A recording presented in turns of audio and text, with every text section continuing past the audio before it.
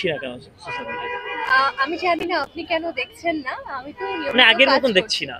আমি আগের মতোই আছি। যে আগের মতো আজকেও এখানে আসলাম প্রোগ্রামে, সারাদিন কাজ করছি, প্রোগ্রাম যাচ্ছে। আমি বলতে পারব না আপনার চোখে কেন পড়ছে না। হয়তো সামনে ভালোভাবে আবারও পড়বে। মানে সোশ্যাল মিডিয়াতে আমরা দেখছি যে আসলে প্রোডিউসারের কোনো জিনিস সাজায় দিলে সেটা অভ্যস্ত করবেই, কিন্তু সেই জিনিসগুলি আপনার উপরে কেন দোষারোপ হচ্ছে?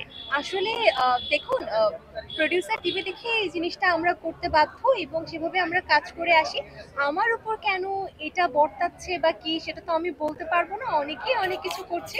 সময়ের ব্যবধান সবারটাই হয়তো চোখের সামনে আসবে খুব শীঘ্রই। আর যার উন্নতি বেশি, যাকে মানুষ বেশি চিনে, তার নাম খারাপও বেশি হয়। এটা আমি সবসময় বিশ্বাস করি। আপনার আর নাম খারাপ কি ভালো এটা নিয়ে তো আমি কিছু জানি না।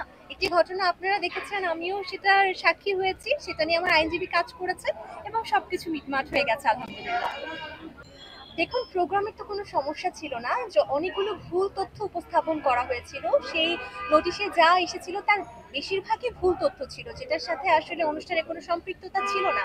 মানুষ পুরোটা দেখেনি, মানুষ কমেন্ট লিখেছে, অন্যের কথা শুনেছে, যার জন্য সবার কাছে মনে হয়েছে ভুল কিছু। সেখানে আসলে বন্ধ হওয়ার তো কোনো বিষয় আসে না যদি ভুল না হয়ে থাকে। আমাদের আইনজীবী সেটারই উত্তর দিয়েছে এবং সেখানে আসলে কোনো প্রকার ভুল ছিল না বা ছিল কিনা সেটা উনি দেখেছেন, উনি ভালো জানেন, কোম্পানি ভালো জানে। একটা অশ্লীল শব্দ এখন জিজ্ঞেস করলেন, আপনিও তো একটি অশ্লীল প্রশ্নই আমাকে জিজ্ঞেস করলেন। এখন আমি কি করতে পারি বলেন? এখন আমার গেস্টরা কেন আসে? যদি আমি তাদেরকে খারাপ প্রশ্ন করতাম তাহলে কি তারা একবার, দুইবার, হাজারবার আসতো? আমার শোতে আপু তো সব ক্যামেরায় সোজা। ধরনের সেলিব্রিটিরা আসে। দেখুন, আমার আমার শোতে আপনি যেমন নাটকের আর্টিস্ট পাবেন, সিনেমার আর্টিস্ট পাবেন, ইনফ্লুয়েন্সার পাবেন, ব্লগার পাবেন, টিকটকার পাবেন, ইউটিউবার পাবেন, সবাই পাবেন। এবং তারা একবার না, দুইবার, তিনবার, পাঁচবার, ছয়বার, অসংখ্যবার আসে। যদি আমার সাথে সখ্যতা না থাকতো, আমি খারাপ হতাম, তাহলে বারবার আসতো না। ইভেন ফাংশনে আমার তাদের সাথে দেখা হয়, তাদের সাথে আমার অনেক জায়গায় দেখা হয়, আমরা অনেক সময় আড্ডাও দিই, ডাউন সেগুলো কর, তো হতো না। ডাউন তাহলে কর। কিভাবে হলো? আপনি শোটা দেখেছেন?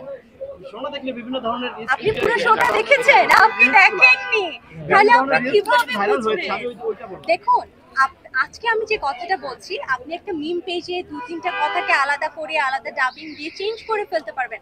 আপনি নিজে যখন পুরো শোটা দেখেননি, আপনি কিভাবে প্রশ্নটা না, করছেন? আমি হচ্ছে যেটা আপনার কাছে খারাপ লাগছে সেটা অন্যের কাছে খারাপ নাও লাগতে পারে। আর যেটা বলছেন স্ক্রিপ্টের কথা বা কিছু, সেটা তো আমরা পড়ে আসলে আমরা বসি। যখন আমরা একটা প্রোগ্রামের জন্য চুক্তিবদ্ধ হই, আমাদের পক্ষে তো সেই চুক্তির ব্যতিক্রম করা সম্ভব হয় না। সেখানে তো আরো অফিসিয়াল ডেকোরাম আছে, আরো অনেক ধরনের ঘটনা আছে।